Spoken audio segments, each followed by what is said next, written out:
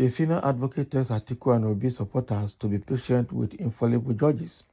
To be patient with infallible judges. So the judges are the ones that handle the tribunals, have you? And what are they? Now, wow. Mba Ukweni, a senior advocate of Nigeria, has called on Nigerians to refrain from demonizing the judiciary. Of what good is judiciary to Nigerians now? They have proven that they are bought and they don't have value. So why would they not be demonized? Okay, Mr. Ukweni made the call during an interview on Thursday in Calabar. Okay, former Vice President Atiku Abubakar of the PDP and Peter Obi of the Labour Party and their supporters have railed against the judiciary system following the affirmation of President Bola Tinubu's victory at the February 25 presidential election. They accuse judges of underhanded tactics and corruption. Reacting to the judgment of the Presidential Election Petition Tribunal delivered in Abuja on September 6, the legal practitioner said the tribunal judges gave their judgment and made their positions based on the evidence placed before them and the law. The senior advocate noted that there is an avenue for disgruntled parties to approach the Supreme Court. Can you imagine? I don't like a situation where the judiciary is castigated to the point of intimidation due to their work. The judiciary has had a lot of rough times in this country, said Mr. Ukweni. There has been the issue of undue interference with the judiciary, an arm of the government that is supposed to be independent from other arms and dispassionate. He added, judges are not infallible. It is only God who is. So the public should be a little patient with the judges. Mr. Kwenyi also mentioned that Nigerians need strong institutions. So this Kwenyi is now trying to tell us that the tribunal judges have displayed the best of intelligence. Is he trying to convince Nigerians that the tribunal judges are not under any form of influence? I doubt. Okay. Those judges, as we know, must have collected something for them to just be taking everything good as they move on. And then the judiciary has failed Nigerians, and that is why they are being chastised by the public and attributing to only Peter Obi and Labour Party as people who are intimidating and instigating violence against the judiciary is not so. The truth is that even when they say judiciary is the last hope of the common man, judiciary is no hope again to the common man. That is what we see, which is a very bad one. So all eyes on judiciary was meant to drive them to at least take excellent decisions on controversial issues like this electoral issue that is being resolved. So the way it is, let's see, there are a few comments here coming from a few individuals. Somebody saying, I will not fully blame the judiciary because the other two arms of government, which is executive and legislature, get their honorarium as many times before the year ends.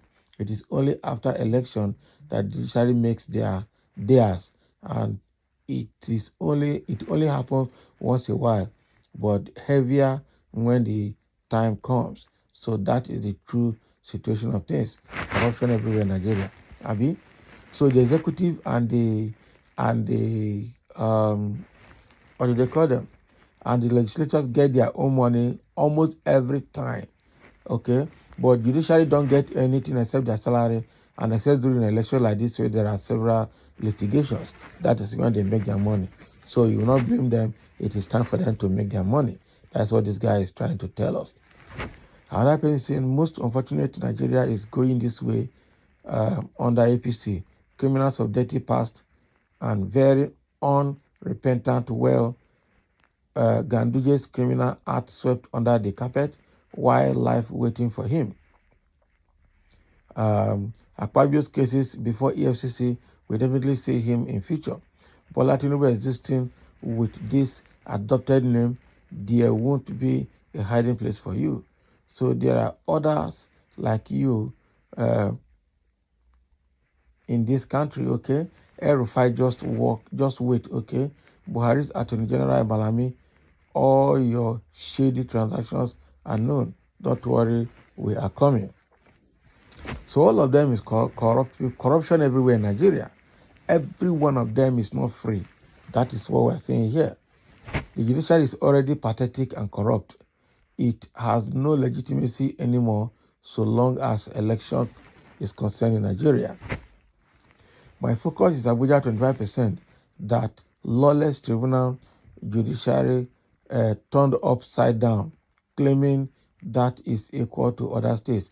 That is my focus. So if for Abuja, indigenous people of Abuja to have their representative, Nigeria must be ruled the way developed society in the world are being ruled. Things must be done differently and right in respective of any tribe, religion, or party in power. Anything short of this don't deserve to rule in Nigeria, a country rather. Okay, so that is the situation now, and people are still right. It's always say let them be demonizing the judiciary now that they have lost their watery petition at the tribunal. When Atiku was being relentlessly peppered by Obasanjo, he ran to this same judiciary for succor. While Obi became an Anambra governor by the grace of this same judiciary that he is now lampooning. Can you see ingrace at work? So to you now, what has transpired during the election is normal, and what is happening now is normal. Nigerians have a very long way to go. I mean it.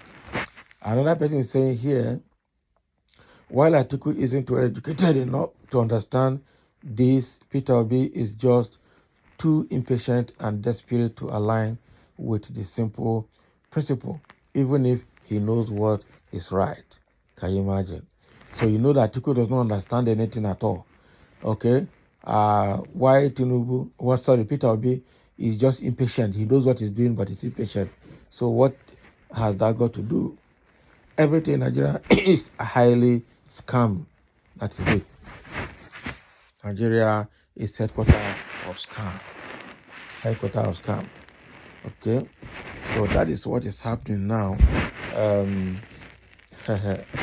So all of them are told, okay, to be patient and to accept the judgment of the tribunal.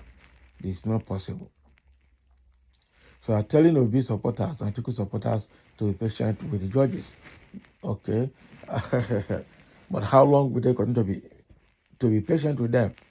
Okay, the judiciary has compromised seriously and to a point of no return, that the image of this country right now is, is being damaged. So thank you for listening, and let's have a comment over this comment from Mba Ukwendi-san.